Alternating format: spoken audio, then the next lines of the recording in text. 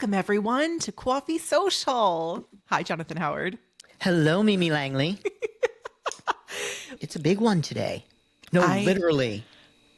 There's a lot of people on this episode. This is more than we've ever done. I don't know if you noticed this, but we have 3 guests in this episode. And in season 1, altogether, we only had 2 guests. So in one episode, we beat season 1's guest count. Yeah. And we have 3 amazing guests today, too. We'll get into that in a second. But, Mimi, you did something different this weekend. Okay, well, I'm so stinking excited for this episode. But yeah, let's talk about this. Okay, yeah. So I just got done dog sitting. Have you ever dog sat before? I have, but I have dogs. So right. Dog sitting is kind of like, hey, I'm going out of town. Can you watch my dog? It's normal for me. You have cats. It's so funny. I have cats, but I don't know if you know this about me. I used to have a doggy bakery. I did not know that about you. Yeah. Well, I used to sell at farmers markets and on Etsy. Oh. And I had a dog. I had a Boston Terrier. Aww. But it's been a long time since I've had a dog and had to have that responsibility. And let me tell you guys, there's so much that goes into being a dog owner. They're not like cats. Cats, it's they're very independent and they like to cuddle. So my cats like to cuddle, but they're not all up on me all the time. You know what I mean? And it's different. With the dog, you got to take them out. You got to cuddle them. You got to give them treats, all the things. Yep. You got to make sure that you're their best friend. And yeah, no, mine will push screens away from my face. If I'm working on my iPad, they will push that out of my face and they lay next to me. It's hello, look at me. Look at me. I'm here. What the hell's wrong with you? But now, and first of all, I love the dog. I agreed. I was like, oh my gosh, yes. I was so excited. And it was a great time. We only had a weekend together, but the dog is gone now. And so it feels almost like your little kiddo has gone off to school. Do you know what I mean? Yep. Yeah. Now I'm I can breathe. I can breathe now. It's all good. Oh my goodness. Well, Jonathan, real quick, do you want to do a quick intro of who you are, just in case this is someone's first time here at Coffee Social, and then I'll go? Okay. My name is Jonathan Howard. Over to you, Mimi. Oh my goodness. You would love our intro to be that, wouldn't you? I know you would. Take a deep breath, relax, roll the shoulders out.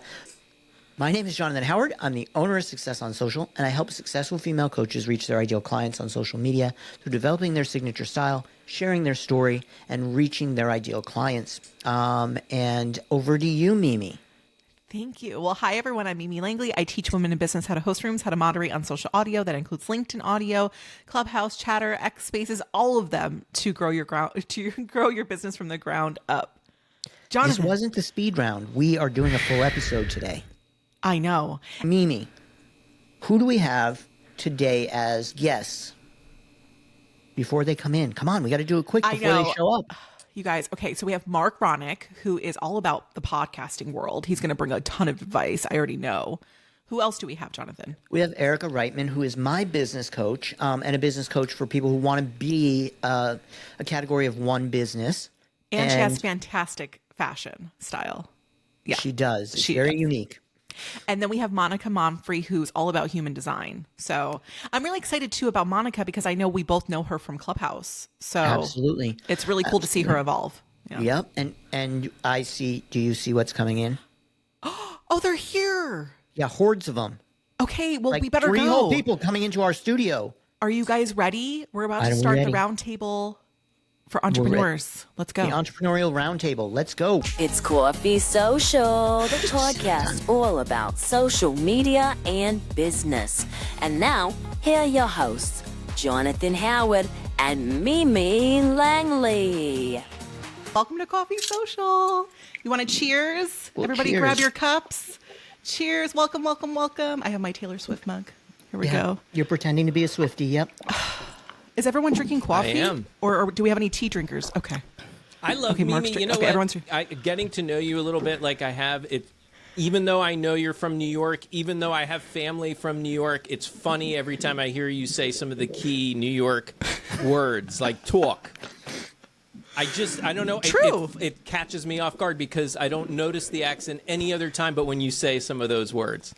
like talk. And it never leaves me, Mark. It never leaves me. I haven't lived in New York for a long time. I love it. Shh, you're not supposed to say that. Okay, I live in New York right now. Okay, there you go. Right now in my imagination, because I've lived so much in 2 years. Oh my gosh, you guys, thank you so much for being here. We appreciate all of your time, and we knew that the three of you would be perfect for this round table. So, Jonathan, do you want to go ahead and kick us off? Yeah, and actually, this first kind of question/intro goes to Erica. So, Okay. Erica, we were just talking about it. You worked for the real life Mr. Big. You've had your own 6-figure interior design business. You've written for HGTV. You've opened the Icon Agency, and you're and yes, all of these things. And you're a coach for those of us who want to be at Category 1, like me. But my question for you is, what would you say your biggest accomplishment is as an entrepreneur? Ooh, biggest accomplishment. I honestly feel like my biggest accomplishment is getting to know myself as an entrepreneur and really not being afraid to lean into that. Getting to know the things that I like to do, that I don't like to do, that I'm not so good at doing, that I'm really good at doing. Because I think that most of us, when we start out, we're typically coming from some type of a corporate background. And for me, none of that shit mattered. Like, nobody cared what I liked to do, what I didn't like to do. My job was my job, and I needed to just figure it out. I think, like, finally, like, getting myself to this point where I realized, like, I am sitting in the CEO's office in the penthouse suite with the glass, like, overlooking the entire city. And I get to decide what I want to do every single day. Is just the most fun and the most empowering place that I've reached in my business. I do have to sometimes remind myself that that place exists and get myself back there, but that really feels like an unlock that I just always go back to as a business owner. I love that. So for me, I feel like that's like finding yourself and understanding that you can do what you want to do in your own business, because we didn't ever have that freedom before. So I love that. Yeah. Mimi, I'm going to throw it to you because I know you want to ask Monica a question. Okay, Monica, so you have worn many hats, all right? So you were a teacher, a yoga instructor, you're a keynote speaker, you've been featured in the New York Times, you are a 6-figure business coach, entrepreneur, like, girl, everything. I love it. And now you're teaching about human design and how you can incorporate that into your content and your course creation as an entrepreneur. So I love that. Human design is like the thing right now. Here's my question to you. Well, obviously you've perfected like the power of the pivot, right? You've done multiple things. So what would you say to an entrepreneur, that's thinking about pivoting, and how did you know that was the right move to make? I think, as a teacher, right, we pivot all day long, and I'm still back in the education space. So it feels really natural. And then when I was an entrepreneur, when I was running my business, I actually kind of stopped pivoting. And I found myself really not excited because I was following all the gurus who were saying, like, one offer, do this, you can only be known for one thing in the marketplace. And I actually think that what Erica says when she talks about the being one, it has to go along with pivoting, because when we're known for one thing in the marketplace, we start to sound like everybody else. And so for me, how I knew it was time to pivot was when I started to realize that I just sounded like everybody else. Like, I sounded like every other course creation coach who was out there. And then I was really unhappy. And I actually was having a very successful run of my business, and I decided to close it, took a sabbatical. And I leaned in. I'm a 3-5 projector in human design. So if you know anything about human design and you're listening, the 3 means that, like, we're truly the F around and find out folks. Like, we're faffle all day long. And I just decided, like, it was time to stop doing what I was doing. It wasn't making me happy, and to just pivot and lean in. And I think that that's not everybody's design is just go and pivot and turn around. By the way, I was a dancer too. I don't know if y'all knew this. So, like, I pivot all day. Like, I used to pivot was my favorite step. But I think it's just important just to do it. And so for me, it was stopping everything, not listening to everybody who was telling me, do this, and just do what feels good. And the reality is when I pivoted right back. I actually worked back in corporate. It's funny when Erica's talking about that. I work as an educational consultant, and I travel the world teaching curriculum, and it's exactly the right job that I needed. And I had to pivot into something that the unknown so that I could see if it was right for me. And I think sometimes as entrepreneurs, you weren't afraid to walk out the door and start your own business. Don't be afraid to, if your business isn't making you happy, to stop, put one foot in front of the other, and only do a half pivot. You don't have to pivot all the way around. Just half pivot and see what happens when you try something different. You did it when you left your corporate job. You can do it in your business. Can we all just like breathe for a second? Like that was like some permission. Thank you, Monica. And first of all, I feel like I'm a projector. I don't know if there's multiple projectors in human design, but I don't know. That word just speaks to me. So awesome, girl. Jonathan, we have Marc. She just likes that word. She doesn't know what it means, but she likes the word. Marc, you have done equally as many things in not only the podcast industry, but in other things. So you co-founded a promotional products business. You freelanced for Red Bull Records, which I did not know that. You were hired to develop and grow fantasy sports, which was very cool. You're a fantasy sports fan. And you've worked on a whole bunch of other popular podcasts. Now you're hosting a daily, every single day, daily podcast, the Podcasting Morning Chat. And you hosted your very first podcasting conference. But I want to ask you, what would you say is your most significant impact on the world of podcasting and business? On the world of podcasting. That is really tough. I would say probably I'm looking to honestly still make an impact on the industry. I actually, for many years, kind of kept to myself. I had clients. I worked with different podcasts, like you pointed out. And as far as the industry goes, I kept quiet. I felt like at the time, this was years ago, but I felt like there are competitors, and I don't want to associate with competitors. That was my attitude. And once I actually started my business, Ironic Media, that I started a handful of years ago, that started to shift for me, especially because it happened right when I started, right around the pandemic. And I realized that people needed help podcasting. I wanted to help people, and it's hard to say. I think really what I ended up doing was impacting individual podcasters by proving to them that really anyone can indeed have a podcast. It's a matter of multiple factors, including planning, knowing who you're talking to, right, and developing content that those people really want or feel that they need in their lives. So I think the way I'm impacting the industry is by working with one podcaster at a time. And in my morning showcase, there are multiple podcasters at one time that I'm helping, but really helping people recognize that anybody can do this, and all you need is the blueprint how, and that's where I come in. So I think that's probably the most significant of an impact I've made on the industry. I would say it's a pretty significant impact, and this show here wouldn't be around if it wasn't for you, because that's cool. You get us working on these things and making sure we're doing them right. So can I point something out? Sure. No. Do you see what I have right here? What?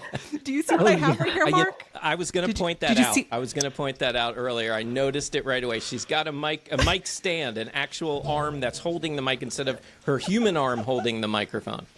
I love it. I was like, I have to install. It's been sitting in a box, I kid you not, for almost, 7 months? And I'm I need to do this for at least Marc's episode. I need to have this thing. Congratulations. She said she was going to...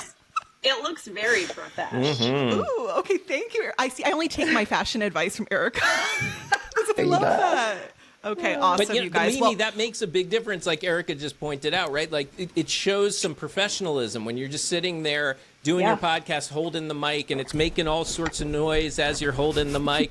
There's a lack of professionalism, even though I know you are a pro at what you do, but it's the image. Right. So to Erica's point, there's something to that. Yes. And now I just need to get one of those, it says Coffee Social on it. Yes, those are microphone flags. Yeah, I need to get one of those. And then we'll be all set. Right. All set. All right, Jonathan, I know we have a fast round of questions that we want to ask our entrepreneurs. Did you want to kick off the first question? I can. You made me close all my tabs, and then I had to go back and open them. But it takes a lot to have a successful business as an entrepreneur.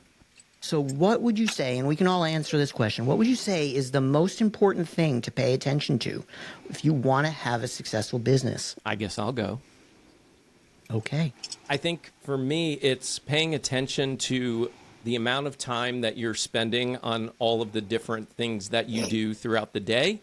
Because once you can recognize that time that you're spending and maybe spending poorly, right, where this could be something that I could contract out to somebody else or hire somebody else to do that task, I think that was the biggest lesson I've learned so far, because initially I just felt like, well, I'm the entrepreneur, it's my business, I'm supposed to be doing all the things, and I got overwhelmed pretty quickly. And as you guys know from podcasting, that editing piece alone can take hours sometimes if you're not careful.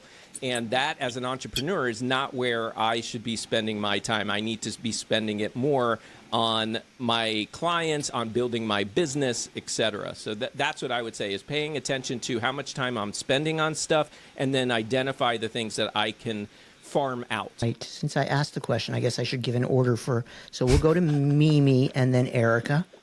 Oh, I'm participating? Yes, you are. Oh, I said everybody. Against these 3 seasoned entrepreneurs? I'm a little nervous now. It's not against. It's not a competition. Okay. Speak for yourself, Jonathan. I think for me, well, I speak a lot to new entrepreneurs, aspiring entrepreneurs. And so for me, I have to pay attention to what I define success to be, because I find myself comparing myself a lot. I'm always in the comparison trap, and pay attention to your mindset, work on the mindset, I think will help you go far. At least that's what's happened so far for me, is getting that under control. Mindset, and I'll let Erica say it, but Erica has a saying about that mindset. So yes, it is very important. Over to you, Erica. Yeah, I mean, not to be boring, but that was what I was actually going to share about too. Probably my most known catchphrase that I say a lot on social media is "your brain is a dick."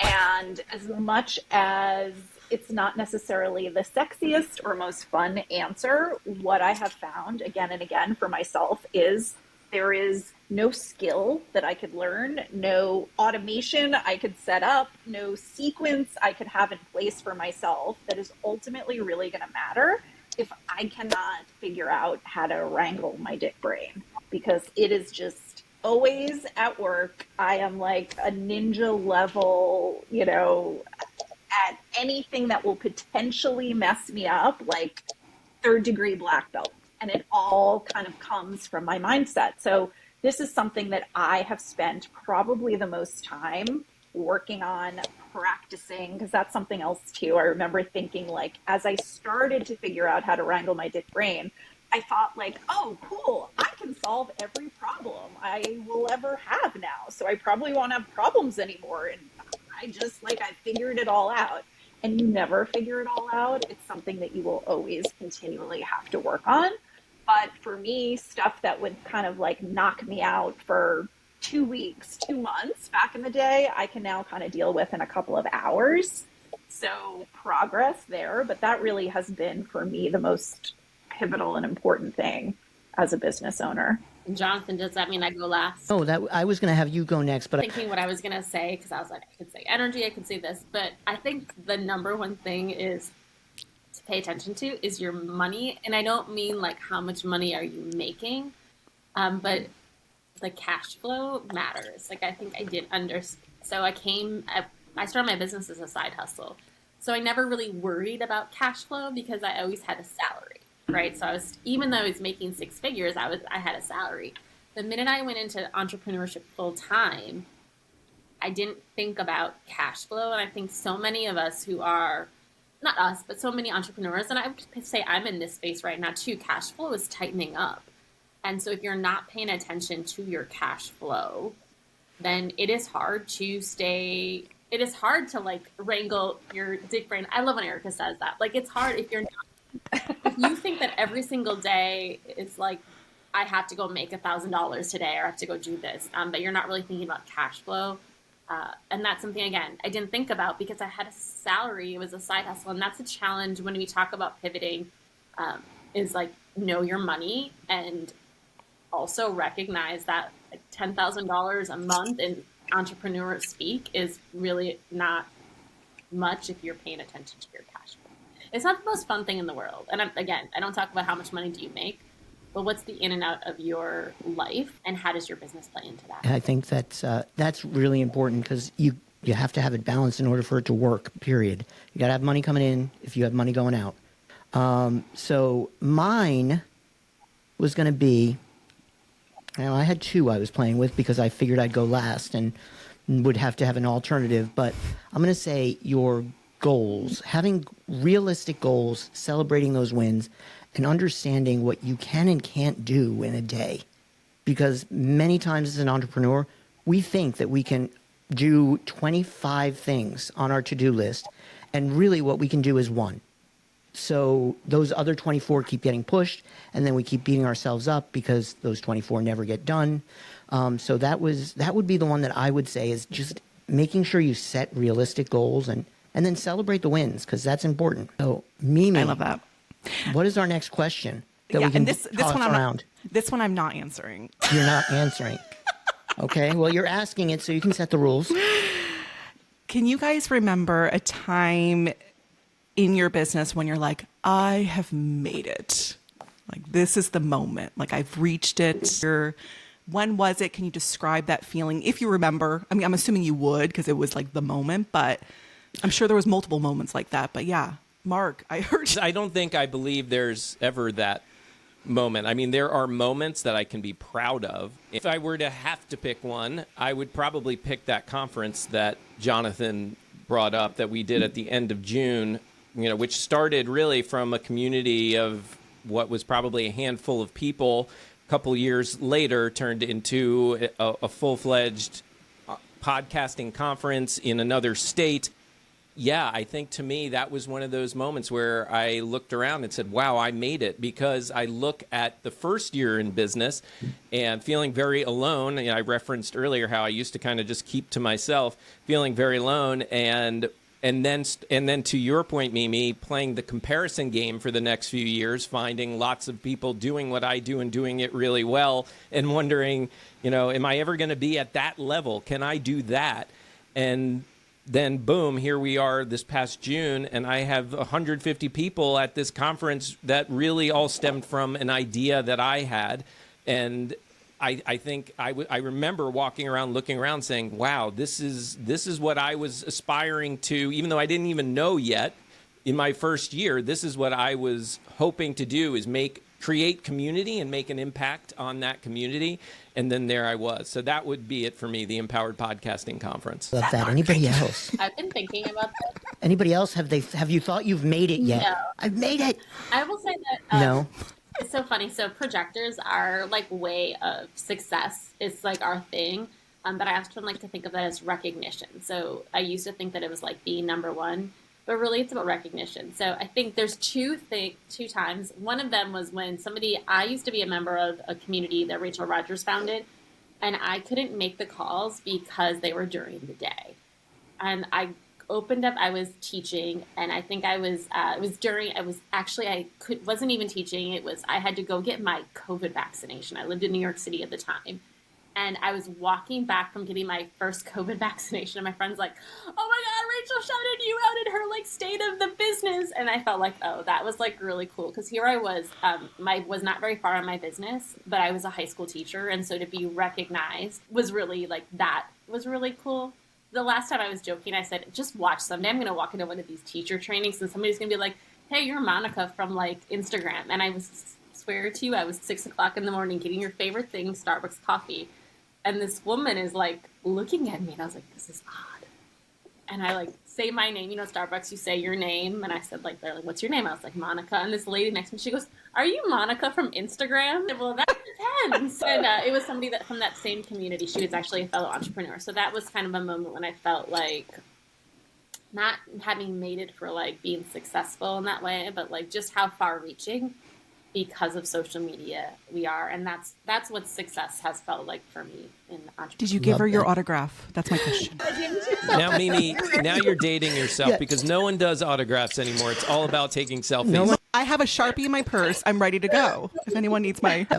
Yep, that's what they do, Mimi. A little bit behind. All right, anybody else? I know I have a couple, actually, maybe. But go ahead, Erica.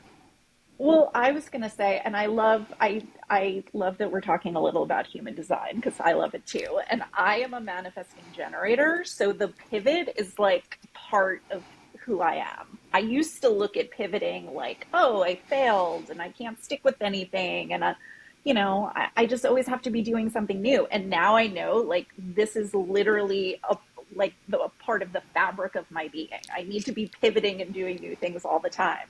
But I think for me, it was when I got recruited by HGTV, who had discovered my interior design blog, that I just kind of started because I was bored and I wanted to do something fun. And that really, for me, was such an example and like a slap in the face that I had not been dreaming big enough for myself. I think that experience like opened my eyes to the fact that I can do anything. I can do whatever I want. I mean, I was an interior designer. I had no training, did not study it in school, had never even worked at an interior design firm. And so, as you can imagine, it felt like a crazy idea that anyone would actually want to pay me for this thing that I seemingly knew nothing about. But that wasn't the case. And it actually led to this whole period of my life that was so much fun and so inspiring, and was really that like first chunk of time that proved to me that I can do the crazy thing. I can try, the thing that makes sense to nobody else but me, because it's what I want to do and how I want to show up in the world. And I'm just so grateful for it because I think about it constantly. And that has led to so many more exciting things that I really am forever grateful. I don't think you could top that, Jonathan. I can't top that. She was on HGTV. Okay, that's your favorite. That's your favorite network. It's like the only network I watch on TV. So true I'm story. Busy with work. So no, for me, since Mimi's not answering this question, I would say I had two really big ones. One was, and this was my past life, when we opened the Barnes & Noble at Catholic University, which I still can't believe they hired me to run that store. But it was a $10 million store. We built it from the ground up. And opening that store was like, okay, this is real. And then all of a sudden, I was running a $10 million store, and I was like, oh, crap, how do I do this? You were a rock star. Most people don't know Jonathan and I worked at the university at the same time, and he was a rock star. We didn't know each other at all. Yeah, we didn't know each other, but yeah, apparently people talked about me. I don't know. So it was very, very cool, cutting the ribbon and all that stuff. It was like, oh, okay, that's kind of awesome. And then secondly, kind of like Monica said, when we were at the podcast movement, when multiple people recognized me, now they recognize me because of the hat, but multiple people recognize me. So I'm going to go with that. Well, I appreciated that. Jonathan, that was a win. I mean, that speaks to you and your branding, right? I mean, that's your message, right? That's what people remember you by. And so I embrace that. And I absolutely agree with you that I mean, that's it. That's your thing. So yeah, let's just celebrate that. Yeah. Yeah. No, it was like, oh, I am doing the right thing. I do know what I'm talking about, and people actually know who I am. Yeah. So it was that was a big win. So we've talked about this already, but a little bit more about mindset and how it's impacted your business and what you would say to other entrepreneurs if they were struggling with mindset issues, which I think even if they don't recognize it, they probably are in some way. But we can go. Let's just go Mimi, Erica, Marc, and Monica. Yes, Mimi, you're first. I'm still struggling right now. Yeah, we talked about this earlier, but I think it's important to dedicate a section of this to this because a lot of people kind of skip this part, and this is a very big part of being an entrepreneur. I think for me, it's important to have like your go-to person or people that will lift you up when you can't lift yourself up. Because sometimes sometimes it can get really hard and you just want to throw in the towel and you talk bad about yourself and you just feel very defeated. So it's nice to have somebody else who can kind of come in and, lift you up when you can't lift yourself up. So I would say that when you're struggling, have that go-to person. Doesn't have to be a ton of people, but have somebody who understands. If you can find an entrepreneur friend, I always say if you don't know anyone in real life, go on social audio, use Clubhouse, use LinkedIn Audio, Chatter, all of them, X Spaces, and you can find someone virtually and talk with them. Jonathan, find a coach. Find a coach. Well, I can't speak on that because business bestie, yeah. So. Yeah. I would say, so a couple of things. Number one, this is something that I don't care who you are, how successful you are in your business, how much money is in your bank account. If you tell me that you never struggle with mindset stuff, I know that you're lying. Like, yes, you can get better at it. Yes, there are lots of tools you can use, but it's something that we all struggle with. For someone like me, a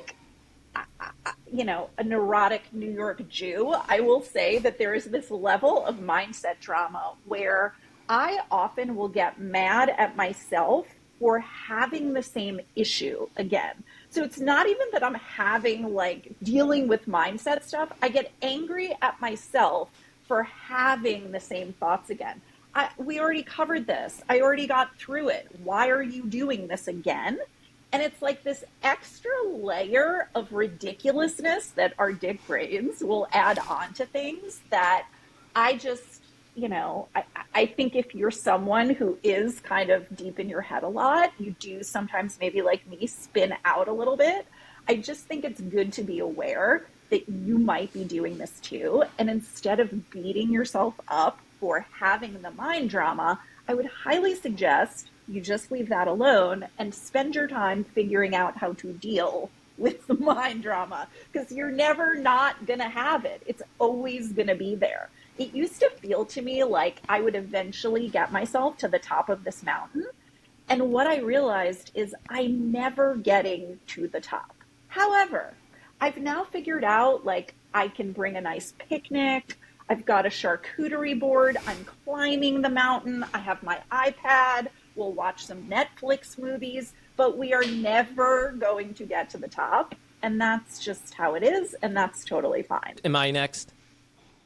You are next. And I saw you raising your hand as Erica was talking. Yes, I'm one of those people, those entrepreneurs that I'm always in my head. Yes. And that's something that I work on regularly. And that was going to be, I don't know who said it, but getting a coach is one that's big for me. I'm always working with a coach. I've had different coaches.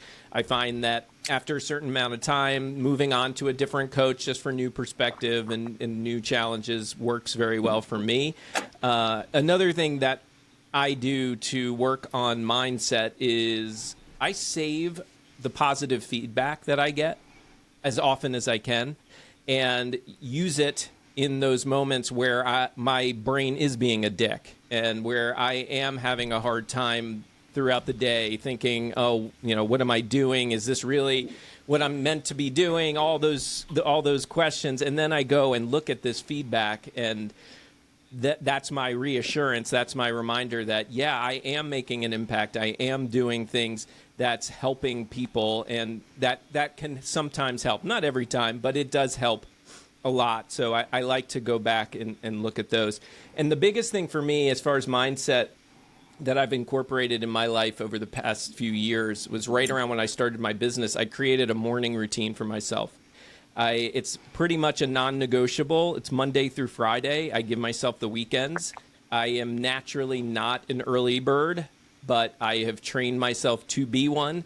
I read a book, that the 5 a.m. Club, and that really changed everything for me. I get up at 4:45 every morning. First thing I do is drop and do some push-ups just to get myself awake. And then I start my morning routine at 5 a.m. I start with a workout, 20 to 30 minutes. I follow that with usually meditation, sometimes meditation and journaling, but I've gotten that's an area I need to work on again. I've kind of gotten out of the journaling habit, and I know how powerful it's been. But meditation at the very least, and then that last pocket is to spend some time on growth, on personal growth, or it could be professional growth too, but it's giving myself another half hour or so to focus on those things that I want to improve upon that might get in the way if I try to do it in the middle of my workday. So having that early hour or so in the morning to focus on things like that I just shared is usually the best for me, because otherwise I won't do it. Even if I say I'm going to do it at 12 o'clock at lunchtime or what have you, I just won't do it. So the morning routine has really been a huge help for me in keeping my mindset in a good place. I feel like Mark was looking right at me when he said the 5 a.m. club. Oh, yeah? Because he knows I'm such a morning person. Yeah, you're such a morning person. I'm not, you guys. Yeah. I'm Yeah, not. no, You think not- with a little one, you think with a little running around, I would be up really early, but no. I'm like, let me sleep.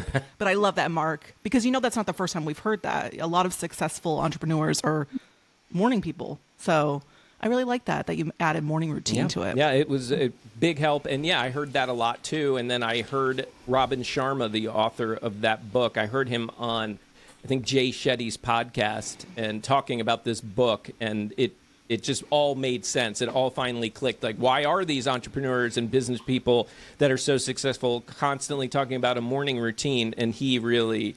He explained it so clearly that it was a no-brainer to at least give it a try. And it was tough.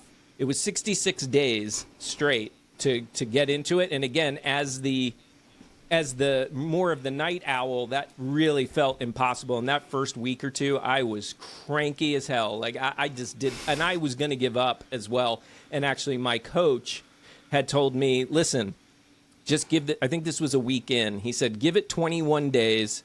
And at the end of those 21 days, if you still feel miserable, if you still feel like you're not getting enough sleep, if you don't think it's working, then reassess and make that decision. But give it 21 days. And once I gave it the 21, the next however many to get to 66, because I don't do math, that really, I was all in at that point. I didn't need to even stop and assess, because the challenge was 66. I was almost halfway through, and I just went all the way through. 45, Mark. Thank 45. you. He's No our math problem. guy. Yeah. Monica, did you have anything you wanted to add? Yeah, I mean, I think that I actually don't work with a coach right now, like a one-to-one coach, but I think what helped me with mindset was finding a tool that allowed me to see myself, because a lot of my mindset was conditioning. I was told, like, you're too loud, you're too this, you're like, dim your light a little bit. And so some of my mindset shit was really other people like internalizing what I had heard so that I could be successful in society, in teaching. I needed to get a 4 on my evaluation. And so for me, what helped me, and again, not obviously I use this with clients, but I loved human design and it helped me see. I think we live in a space right now where people are talking about ADHD and autistic adults and so much of this. And for me, human design helped me to realize like why I was disruptive inside of staff meetings. I'm a projector. Like, I've got a lot of ideas, and I really think you should know my ideas because they're really, really good ideas. And then being told to be quiet, to like dim my light, made me feel like I was less than. So understanding my own personality, my own self was really key.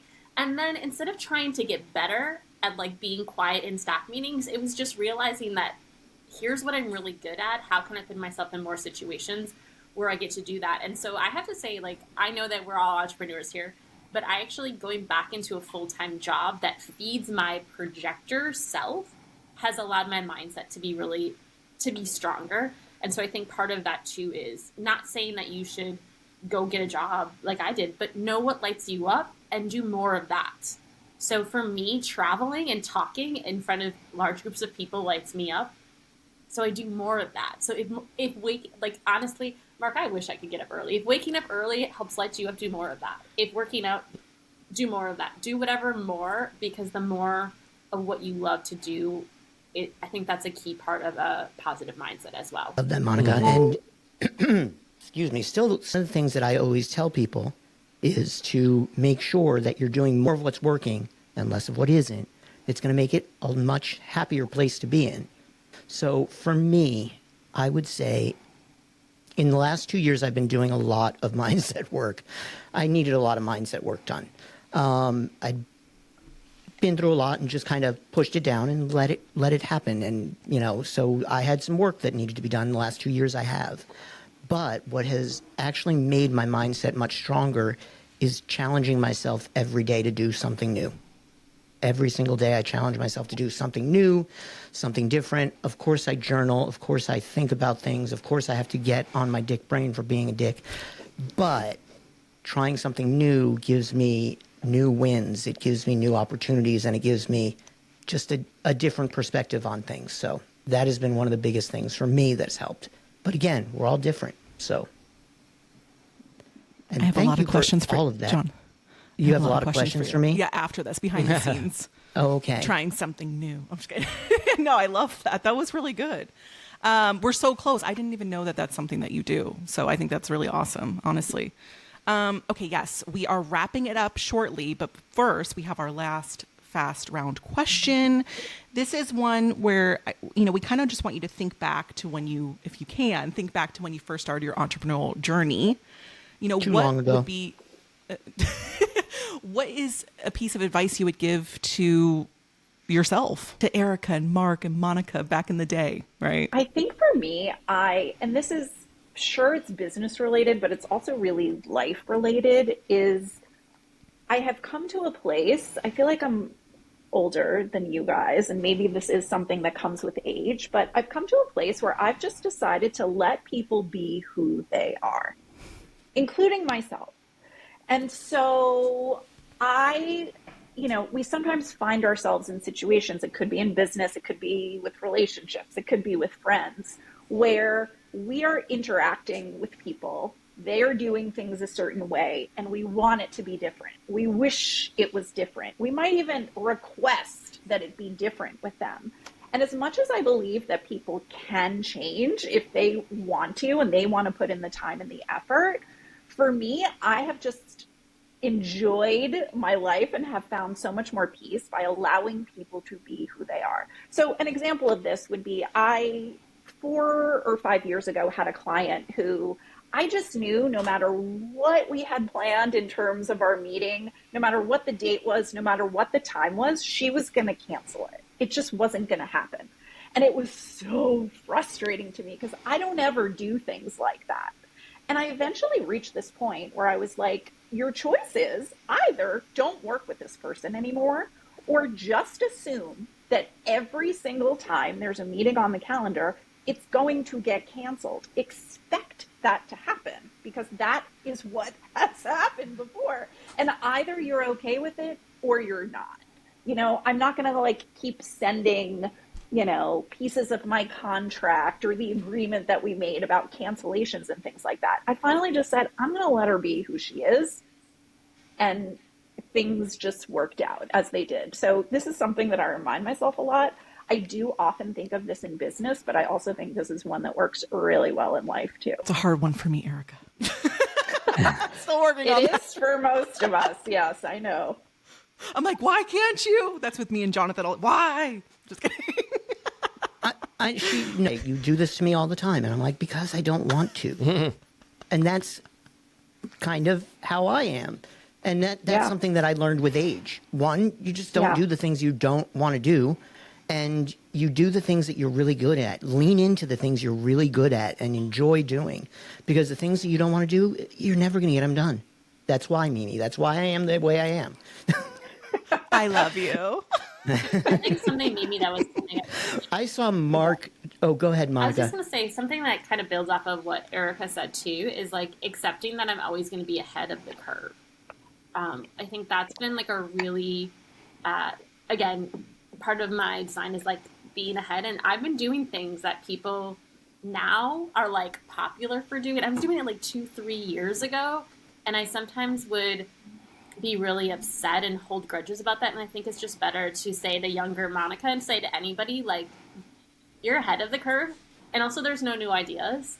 And so I was ahead of, I teach a lot about Eventbrite. I was using Eventbrite and Meetup and all of these things ages ago. I was doing lots of these things ages ago, and then people would tell me, oh, don't do that, it's like not worth it. And you'll hear that a lot in the entrepreneurship land, right? Like, this works, this doesn't work. And I think I would just say to Monica, like, be ahead of the game, be ahead of the curve, and like just keep on being ahead of the curve.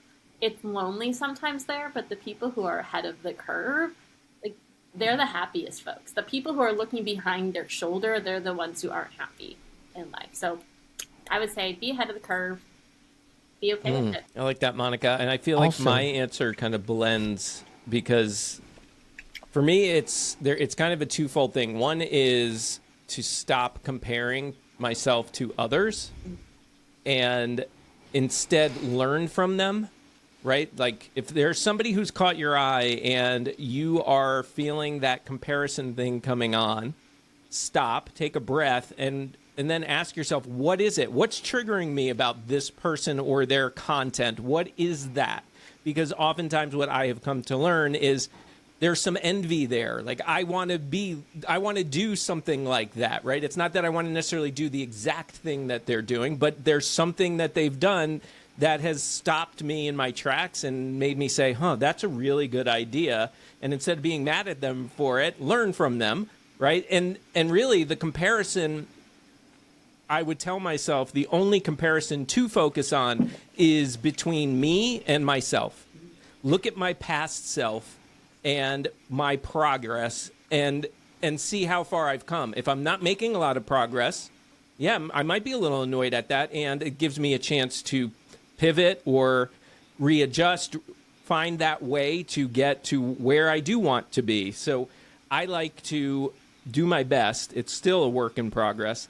I like to stop and look at, year one of my business compared to this year or last year. Have I come far? Have I made those strides? Have I hit those goals that I set for myself each year?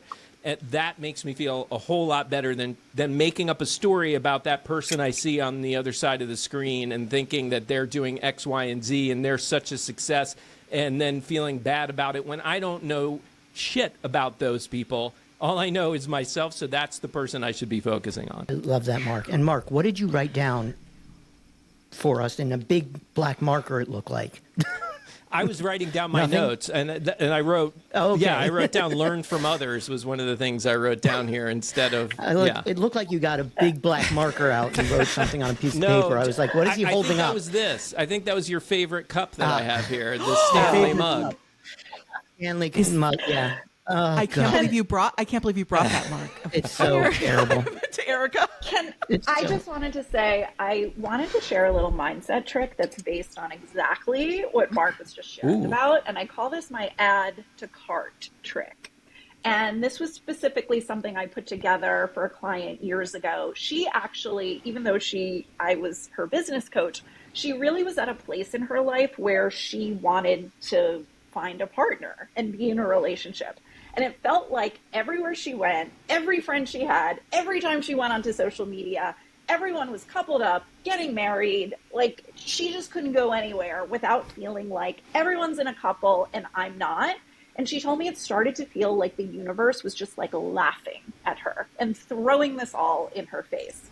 So I have this trick, I call it add to cart. And the way I like to reframe this is when you are feeling a little bit of that imposter syndrome, or you are seeing somebody who has the things that you really wish you had in your life or in your business, it's the universe showing you proof that this thing is out there, it's available to you, and it's on its way to you. And so we reframed things for her so that every time she saw a friend who was getting married and she got an invitation, she just would say in her head, add to cart. And it became this thing where it was now fun to look for these examples. It was fun to share in the excitement of all of these other people who were in couples or falling in love or doing all of that, because she knew the universe was going to be sending this her way, and she was seeing the proof of it everywhere. So I do this to myself all the time. I literally am saying in my head, add to cart. And I think of it kind of like we think of Amazon packages. Like, I don't fully understand what sort of things are involved in getting me a rando thing that I order on Amazon 24 hours later to my door in Hudson, New York. but I know it's going to get there, and I don't need the details. I believe fully it's going to come to me. So this is kind of what I do with the add to cart stuff. That's awesome. I love that. And I want to, yeah, it's so good. But I want to point something out as we kind of wrap up this episode. All of the things that we talked about, how to be successful, you know, all of it came back to mindset. And I think it's something that's really important to note is it always seems to come back to mindset. So figuring out how you can get your head on straight is really important if you want to be successful in business, because everything we said came back to that. So, and to understand that it's going to continue, right? Like I don't remember who said it, but earlier we talked about that, you know, look, there are layers, right? So we work through whatever it is that we've worked through and we feel like, we're there, we did it. But now there's another layer. Yeah. There's a new challenge. There's more complicated things to have to learn and go through. And I think we have to learn to accept that instead of getting frustrated and banging our heads against the wall. I thought I fixed that. Why am I here again? It's just as we grow, there are new challenges, and that can really our dick minds can really play tricks on us. So I'm going to literally print out an add to cart button and put it up on my monitor here. So every time I get that, I'm just going to press it on my monitor. Well, and something so key to success in business, and I would just say that like everybody's level of success is different, and I think for too often we heard like 10K months is success or 6 figures is success. And I just want to remind everyone here, like success for me in business has been going back to a role that lights me up so that I can continue to show up for my clients. And so that feels successful. And so success, there's a denotative meaning of success and a connotative. I taught high school literature. So figure out what your connotative meaning of success is and go for the connotative meaning of success for you, not the denotative meaning of success. According to what? Yeah, Jonathan, make sure you put those words in the I show will. notes, Yeah, please. I'll define those for Mimi. The other thing is just remembering that everybody's on their own journey, and it doesn't look the same. And I don't want to follow Monica's journey because I'm going to learn lessons that Monica needed to learn, not the lessons I needed to learn, and that's just going to put me further behind. So follow your journey. Do the things that you need to do in order to get to where you want to be in life. And you decide that. Nobody else can decide that. You decide that. Jonathan? Yeah? I don't want this to end. I was going to say, can we do this every week or something? I'm enjoying this a lot. Yes. I've been wanting to do one of these on Instagram regularly, so yes.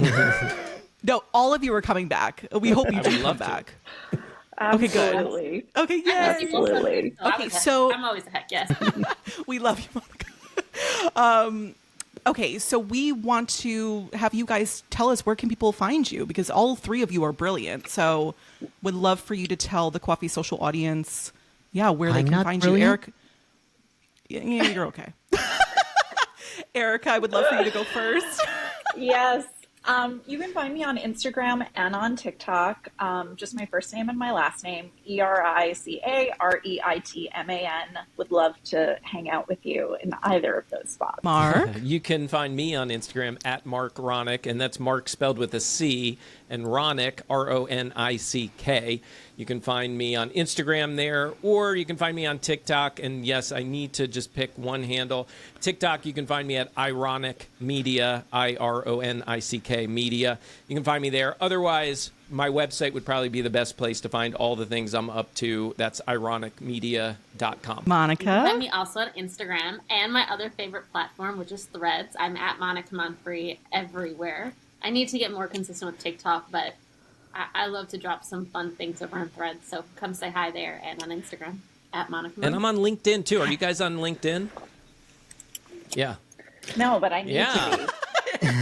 I'm shocked. As entrepreneurs, I feel like we should be saying LinkedIn. I am, but I never go there. Yeah. Yeah.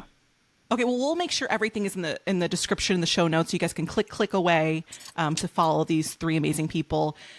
Jonathan, I think we should just go into the most important question of them all. We should, because I have to go. I know. I have a session okay, guys, like 3 minutes ago. We need you to be honest, and, it's going to be the first option.